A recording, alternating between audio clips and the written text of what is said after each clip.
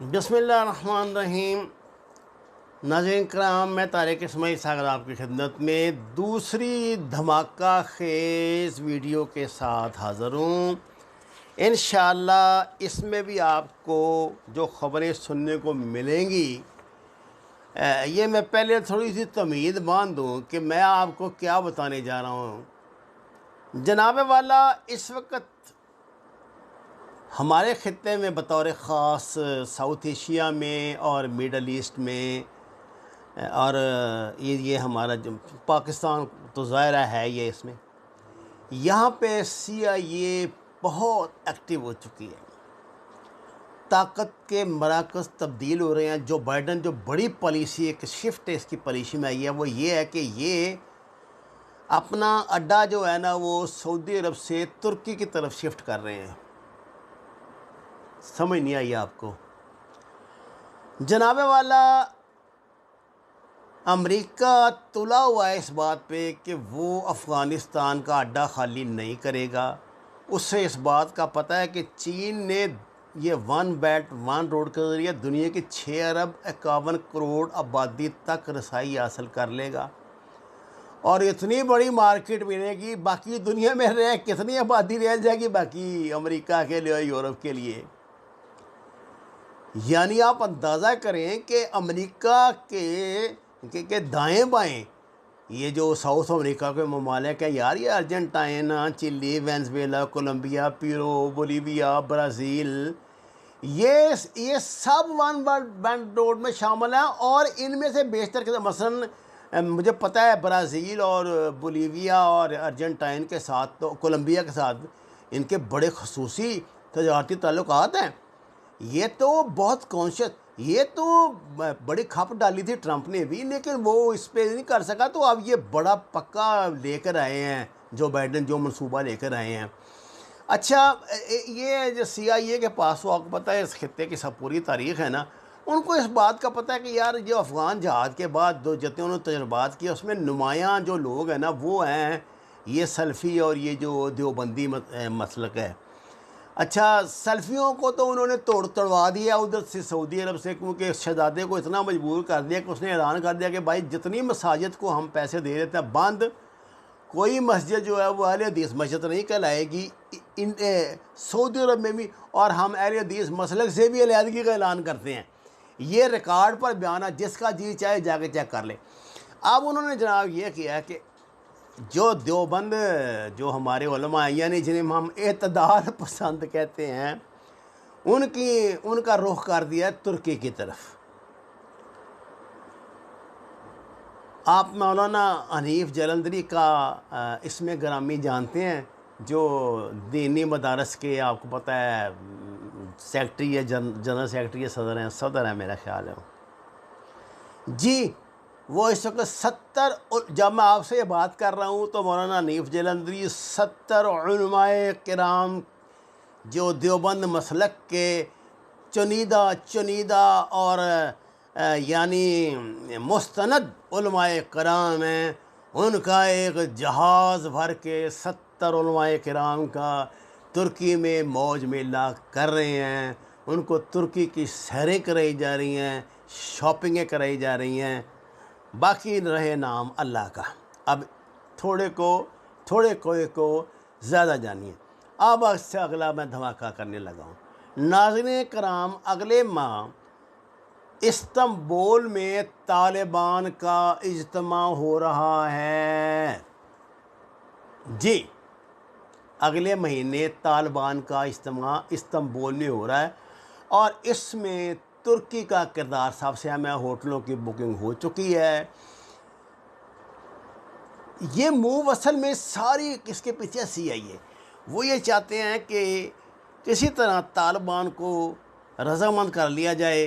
یہ جو دعا والا تھا ہیڈ کوارٹر، وہ تو کام آیا نہیں، عربوں کی تو انہوں نے مانی نہیں، تو وہ ممکن ہے کہ ترکی کی مان لیں، کوئی ترکی کا یہ اثر کام آ جائے، کوئی خلافت عثمانیہ کا چکر دے دیا جائے۔ وہ بھی تو خلافت ہی قائم کرنا چاہتے ہیں نا۔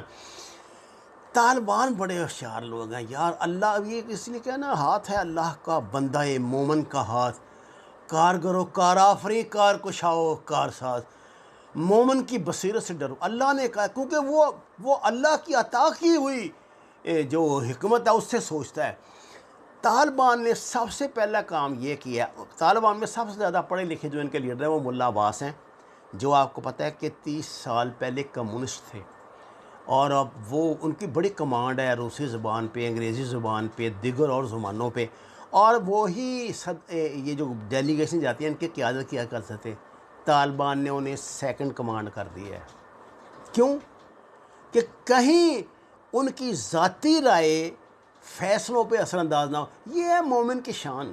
یار کیا بات ہے ان لوگوں کی، میں کہتا ہوں آپ باتیں کرتے ہیں وہاں تو میڈیا میں تو اخبار بھی نہیں پڑھتے ہوں گے، کیا بصیرت ہے۔ وہ فیضان نظر تھا یا کہ مکتب کی کرامت تھی؟ سکھائے کس نے اسماعیل کو آداب فرزندی؟ یہ فیضان نظر ہے، یہ اللہ جس کو دے دے دے دے۔ کتنے اخبار نکلتے ہیں طالبان کے، کتنے میڈیا سینٹر ہیں، کتنا ان کا نیشنل ٹی وی سینٹر ہیں، کتنے ان کے یہ مباحثے ہوتے ہیں، سوشل میڈیا ان کا کہاں ہے؟ کچھ نہیں، صرف مومنانہ بصیرت ہے، اور اس کا مقابلہ ساری دنیا کے شیطان نہیں مل کے کر سکتے۔ یہ بات یاد رکھیں۔ آج ہم دجال کی رٹ جو لگاتے ہیں، اس بات میں کوئی شک نہیں، بظاہر اسباب ایسے دکھائی دے رہے ہیں، لیکن جو مسبب الاسباب ہے اس کی کیا حکمت عملی ہے ہمیں کیا پتہ اسے کون سی عذاب پسند آ جائے طالبان کی، اور سارا معاملہ ہی الٹا ہو جائے، الٹی ہو گئی سب تدبیریں، کچھ نہ دوا نے کام کیا۔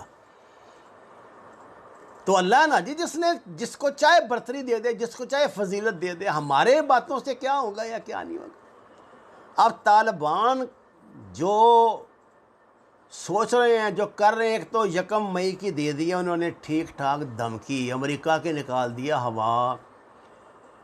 ادھر یہ قریباً میرا خیال رمضان میں آ ہی جائے گا جب یہ اجتماع ہو رہا ہوگا، اور اس سے دیکھیے اس آب کی تہہ سے ابھرتا ہے کیا، کہ اس سے اب کیا نکلتا ہے باہر، اور کس طرح دنیا کی پالیسیوں پہ اثر انداز ہوتے ہیں۔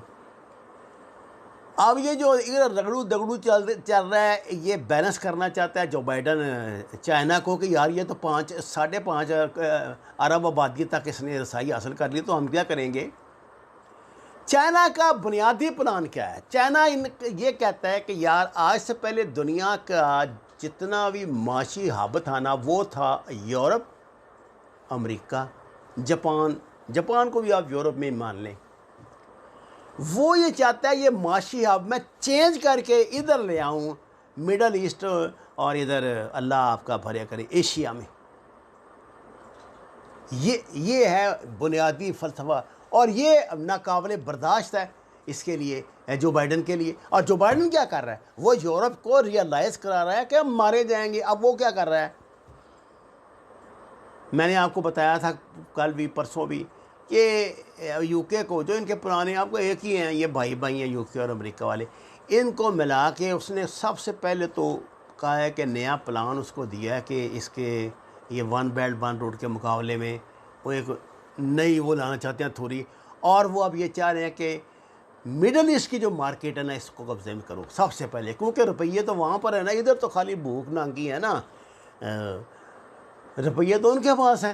اب یہ اس مارکیٹ کو کیپچر کرنے کے لیے پہلے تو اسرائیل داخل ہوا تھا ادھر یو اے ای میں، ہو گیا، آگے بھی 2-3 اس نے چھوٹے چھوٹے عرب ممالک میں ڈیرے ڈال دیے ہیں، لیکن سعودی عرب کے ساتھ جو سلوک کر دیا ہے اس نے بائیڈن نے، اور جس طرح یمنیوں کے ہاتھوں، حوثیوں کے ہاتھوں اس کی اچھی ٹھیک ٹھاک چھترول کرا دی ہے، اس کے بعد سعودی عرب کو بھی بڑی عقل آ گئی ہے۔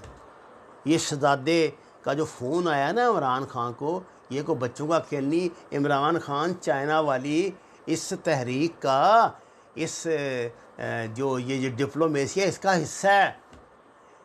چائنا بہت انحصار کر رہا ہے اس وقت عمران خان پہ، اس نے عمران خان کو مڈل ایسٹ میں انٹری دلوائی ہے اس کے ذریعے، آپ کے شہزادے کے ذریعے۔ شہزادے نے دعوت دے دیا نا آنے کی، یاد کل کو مرنے مرانے پہ آئے ہوئے تھے، سعودی سفیر سے بات نہیں کی تھی عمران خان نے جب وہ ملنے کے لیے آیا تھا، اتنے ناراض تھے، اور ہوتے بھی کیوں نا، جو سعودی عرب نے جو زبان استعمال کی تھی پاکستان کے خلاف، اور جس طرح انڈیا کے ساتھ جفیاں ڈالنی شروع کی تھی، وہ سب ایسی تیسی میں چلے گئے معاملات۔ اب چونکہ مڈل ایسٹ کے پاکستان کے ساتھ بہت پرانے تعلقات ہیں، عسکری طور پر تو پورا مڈل ایسٹ پاکستان کا ہمیشہ سے محتاج رہا ہے، تو چائنا نے اپنا بڑا کھلاڑی اب عمران خان میدان میں اتارا ہے مڈل ایسٹ میں، تاکہ یہ جو پالیسی ہے جو بائیڈن والی اس کو کاؤنٹر کرے۔ اور امریکہ نے طالبان کو اس اثر سے نکالنے کے لیے وہ جو مطلب سعودیوں کا اثر تھا یا یو اے کے اثرات تھے، جو مسلم ممالک کے اثرات تھے، وہ انہوں نے شفٹ کیا پاور کا مرکز ترکی کی طرف۔ اب طیب اردگان کا امتحان ہے، میں آپ کو بتا دوں، حدیث ہے نبی صلی اللہ علیہ وسلم کی، جس کا جی چاہے مطلب لے لے۔ فرمایا اللہ تعالیٰ نے کہ جب تک میں بندے کی اصلیت دنیا پہ ظاہر نہ کر دوں اس کو دنیا سے اٹھاتا نہیں۔ اگلے کچھ دنوں میں بڑا کچھ اوپن ہوگا، ذرا دل تھام کے بیٹھے۔ وَمَا عَلَيْنَا إِلَّا الْبَلَاغُ الْمُبِينُ۔ ناظرین کرام، درخواست ہے قرآن اور نماز کو ترجمے کے ساتھ جانیے، ہمارے چینل کو سبسکرائب کریں، لائکس دیں، سچ کے سفر میں ہمارا ساتھ دیں۔ آپ کا بہت شکریہ۔